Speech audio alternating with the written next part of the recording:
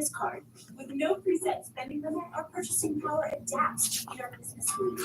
What is up, folks? Cheers as always.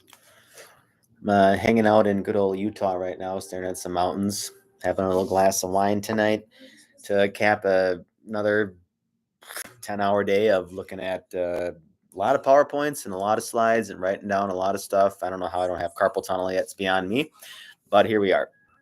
So I know my hair is not did yet. I know I don't have fancy clothes on. This is, usual, the flying health coach type stuff. We're trying to be vulnerable here and just be our authentic selves. But point of tonight's video was to recap kind of my initial first, 3 or 4 week experience so far, kind of going into the 121 world and just kind of what to expect and maybe kind of how to better prepare yourself is a way to put it too. Some things I wish I would have done a little more. So to kind of recap where I started and where I'm currently at, right? So when you first get hired by an airline, whoever it might be, if you don't have your ATP, CTP yet, right, you're first going to spend, was it Wednesday, Thursday, Friday, Saturday? So 4 days, you spend like 4 days, give or take, doing just a lot of death by PowerPoint stuff, right? Going through a lot of information, fire hose information, right? Take a small little quiz. That's pretty straightforward. Nothing too fancy with that. After you do those 3 or 4 days of the initial ATP, CTP stuff, then, might have a day off and then you'll get, shipped out to, we're going to do your sim training, right? And take your actual ATP written exam. So then the next week for me, so first week again, right, was at home stuff for ATP. Second week, right, going out to actually do sim training and then take your ATP written exam, right? So those are the first 2 weeks. Right after you get those first 2 weeks, right now the next step is then you're going to go to wherever your primary company is predominantly based at, right? And during that first initial week, you'll be doing a lot of initial in-dock training, right? So it's, again, another fire hose information where you're going to go through all, SOPMs and FOMs and pilot referencing manuals and company, all encompassing the company manuals, which it's a lot of, it's fun, right? Because it's brand new and it's exciting, but it is a lot. And after that week, initial in-dock training, and I'm going to circle back to all this stuff. After you do the in-dock training, then you're going to start getting into the ground. Then you have a week, at least in my experience, right? You're going to have a week full of computer-based training, right? CBTs, which it's, again, it's a fire hose information every single day. After that week, now you're off to doing, starting off ground school. After ground school, when that's completed after about 10, 11, 12 days, give or take, then you're going to be starting doing things like procedures validation, maneuvers validation. You get into your line check stuff, your IOE stuff, and that's kind of the culmination of training. So I'm starting ground school tomorrow, and I'm nervous but excited for it. More nervous because I just don't really know what to expect. But so that's where I'm at, right? I've had 1 week of ATP back home. I've had a week of ATP in Sims. I've had another week now of, computer-based training, and now I'm starting basically week 4 tomorrow of ground school. So again, kind of just an initial highlight of where I've been so far in my 121 experience. Now, what I wanted to most talk about tonight was kind of the do's and don'ts, if you will. Mostly not so much the don'ts, more so the do's, right? And I had a couple people really bring some really good points to mind when I first started doing this, because when people tell you it's a lot of information, that's not really a quantifiable, right, number, right? And that's different for everybody, right? A lot of information to me might not be a lot of information to somebody else, and vice versa. But I'm here to tell you it's a lot of information, right? And it's information that you're not going to retain all of it. And what you really, I think what a bigger focus is too when you do start this journey is that you really have to focus on your self-care. You have to focus on your self-care. You have to focus on communication with loved ones. You have to focus on, I'm going to branch off self-care, focus on your health, focus on your mindset, focus on your sleep, right?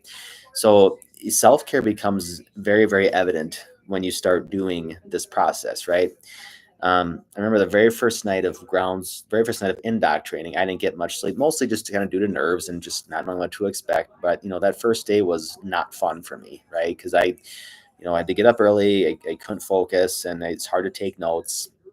So, take it from me, right? When you start a 121 journey, or just not even 121, but if you're, a flight instructor and you're going to go on to the next part of life, whether that's, 121 world, 135 world, even maybe just doing part 91 operations somewhere, who knows? But whenever you get to like that next big job, um, if you're not already prioritizing self-care as a flight instructor, start to get in the habit now, um, because it's really going to come back to bite you if you don't have the habit of, you know, study for, going for daily walks, right, or getting your activity and eating decent food, getting good sleep, drinking water, and doing all those things you can to be healthy, right? And it is a regulation, fit for duty, right? Part 117, right? It's required that you are fit for duty. It's required that you utilize those 8 hours, that 10-hour rest period, 8 hours of, sleeping time. It's required that you do that and you're rested for your duty time.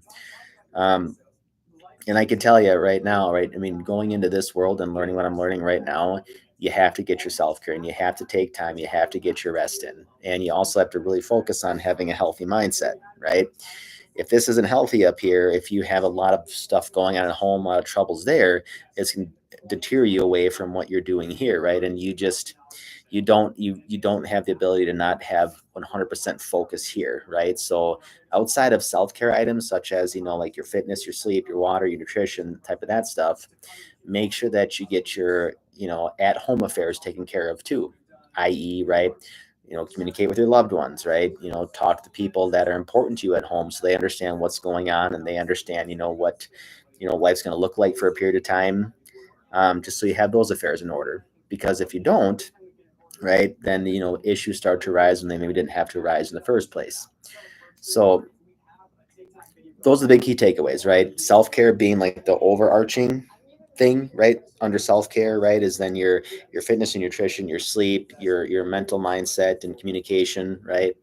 But if I were to, that'd be my biggest advice so far in training, right, is to really focus on your self-care. And the last one would be, so self-care one, the last one would be is to time management, right? So I've had a lot of people tell me going into this world like it's the hardest thing I've ever done, yada yada yada, and there's no doubt it is hard.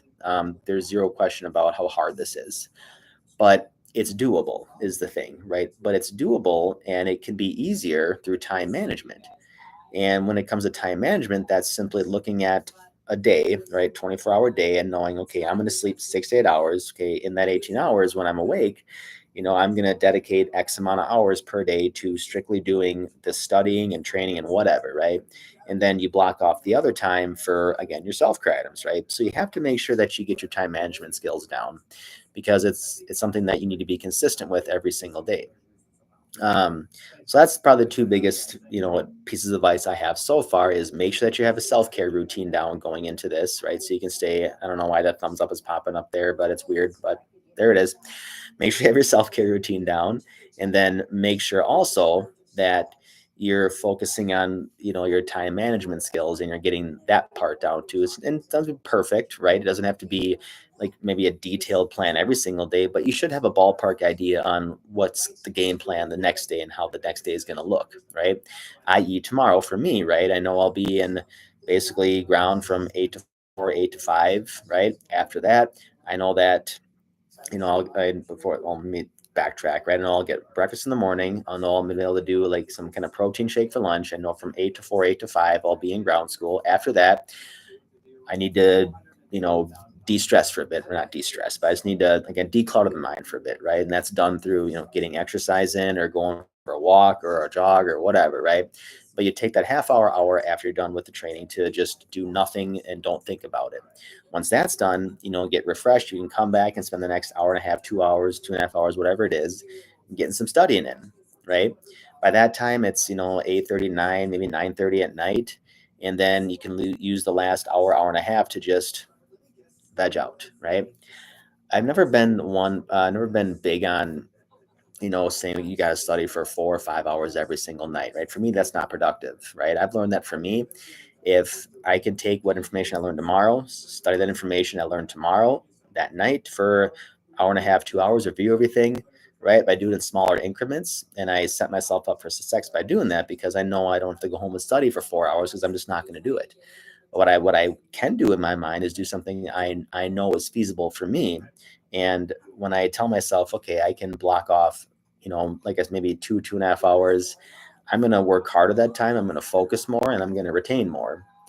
So that's kind of how it works for me, right? Doesn't mean it's how it's going to work for you. You have to find what schedule fits you the best. But anywho, two big takeaways again tonight: self-care, time management skills. Focus on those two things. You're not losers. That's the symbol I'm doing. I know when I was a ground instructor, someone pointed out to me that I would always do this on the side of my head inadvertently. Never knew I did it, but no one's a loser here. But just 2 points: self-care, time management when it comes to getting this, your actual big airline job. Now there's balloons everywhere, so I don't know what's going on. Anywho, I hope that helps. More so just something to think about going into your next career. And if you're not already doing some of those things, to maybe start focusing on incorporating them, because eventually it's going to help you out a lot to have those habits down. Haven't been on here for a hot minute. I really want to start doing, my experiences at least maybe once a week again. Eventually post some like flight videos and just things to help some folks out. If you're looking to go to the 121 world, or again, if you're just looking to kind of take the next step in life and get to really where you want to be. So anyways, hope you all had a great week. Have a wonderful evening. And as always, cheers.